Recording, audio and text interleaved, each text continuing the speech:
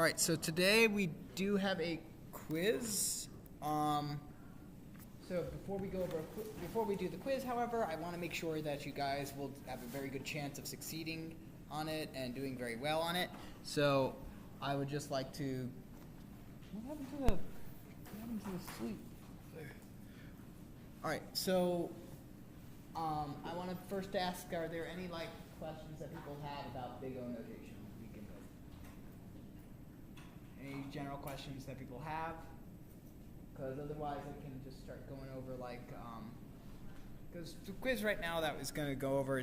We're going to go over big O notation, and let's go ahead and go to classroom, data structures. Right, we're going over. So let me open up the array lists. Right, so I'm going to ask you different questions about different operations and how long they take. So, so let's go ahead and take a look at some of the questions in array, some of the methods in array list. How long does the set method take? What is the big O runtime of the set method? Right, which I'll go ahead and just highlight on your screen for you. Right, what is the runtime of that method? Anyone? It's constant time, O of 1.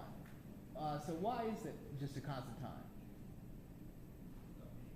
Sorry? Anyone?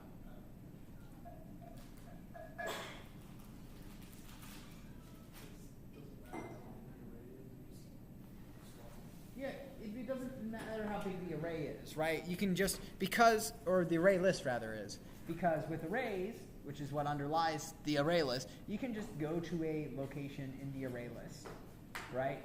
And you can teleport to any index that you want automatically.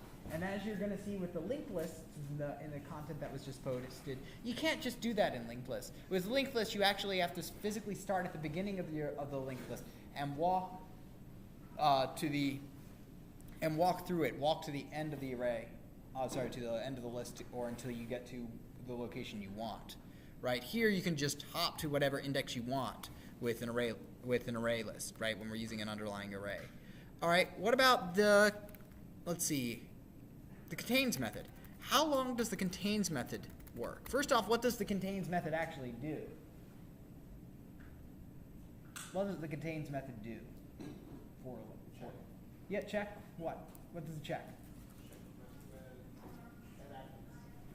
Yeah, check whether the item is in the list. Yeah, it's a fairly straightforward method. It just checks if the item is in the list. So how does it go about doing it, right? Which is the next question that we need to answer before we can figure out the big O runtime. Figure out what its purpose is, then figure out how does it do it, and then we can answer how long does it take. So how does it go about doing it? Well, there's a for loop there that says go through all indices of the array, and if that particular index is equal to the item, return true. Otherwise, return false. So we're going to go through all the indices of the array of the underlying array. So we go through all the items of the list. So it's O of n, right? Because the bigger the list gets, the more items we're going to have to check, right? That's kind of the big thing about linear relationships. The bigger the list gets, the more things we have to check, right? Right. So in other words, what defines a linear relationship as opposed to a quadratic relationship is that for a linear relationship, if you increase the size of your input by 10, then it's going to take about 10 times as long to do. Whereas a quadratic relationship, you're looking at maybe if I increase it by 10, the size of my input by 10, I'm looking at increasing the amount of time it's going to take closer to about 100 times, right? If I increase it by 100 times, a linear time relationship would take about 100 times longer. Doesn't necessarily have to be. There could be some perturbation in there. Same with a quadratic time, but on quadratic time we'd expect about, if we put in 100 times as many elements, it would take 10,000 times as long to run. That's kind of what defines the quadratic relationship. That basically for every additional item I add, I'm not adding an additional item's worth of work. I'm adding a bit more to all the items that are already there. All right. Let's go ahead and go over the add method again. Okay, the add method has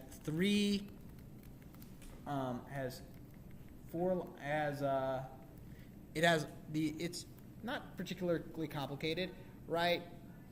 The add method, basically we have these parts to it.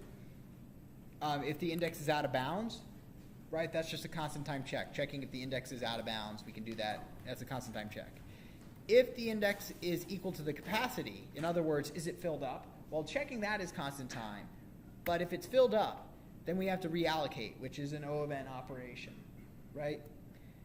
And then if we add it to, and then when we insert an item to the list, like if it's in the middle, then we have to shift over half the items, right? We have to shift half the items in the list over. So if we insert it into the middle, that means we have n items, and so we have to shift n over 2 of them out of the way. If we're adding it to the very beginning, then that means we have to shift n items out of the way, which is both of those were order n operations. Okay. And then we just insert the data. The exception, so add is generally an O of n operation. The exception being when we add it to the end and we don't have to reallocate. If we add it to the end and we have room, then it's a constant time operation. Okay, so these are now most of the time. So you might be wondering, okay, well, what about those weird times like factorial time or exponential time? And the answer, or even logarithmic, the answer is that for right now, until we get to chapter 5, which, believe it or not, is not too far off, because the next chapter that we cover goes by really quickly because they're just easier versions of linked lists. Right now we're going to cover linked list, though, and then that's going to be the topic of our first exam, which I'll go over after the quiz. The log n runtime is you'll understand it when you see it. But for right now, we're just dealing with the constant time, the linear time, and the quadratic time relationships. Okay, those are the three that we deal with. Okay, and if you've got something weird like factorial or exponential, it will be obvious that it's going to take a fairly long time, or it should. Once you find the signs, they become fairly obvious. All right, so let's go ahead and take the quiz. If you don't have your computer with you, you can take it on the phone, on your smartphone, which I assume that you have. The quiz is the Big O quiz. It's 20 points, 6 of which are for free. You get it just for taking the quiz, right? Okay, and the quiz password is 141, so the 4 digits, 141, right? And so just insert that and go ahead and take the quiz. 141.